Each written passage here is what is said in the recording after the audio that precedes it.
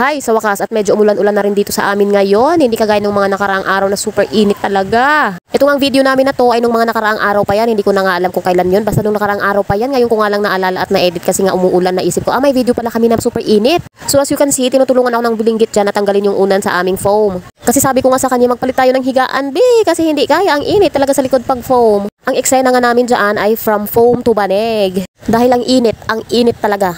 Pag ganitong mga panahon ang sarap talaga maligo sa dagat. Pera na lang ang kulang. Kaya magbanig-banig na lang tayo ngayon. Tis-tis na lang sa init. Soon pag nagkapera, bibili na talaga ako ng aircon.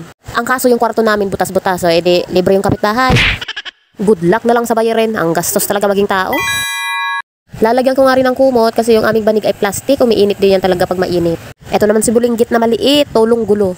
1% tulong, 5% kulit. Matapos kong ilatag yung kumot, ay binalik ko na rin yung mga unan kasi anong oras na rin talaga sa mga oras na yan. Oras na ng tulog niya dyan sa hapon eh. Naalala ko dati, ako lang yung pinatutulog ng ate ko sa hapon. Ngayon ako na yung may pinatutulog na bata. Nakakamiss lang yung mga kagahapon. O siya, bye!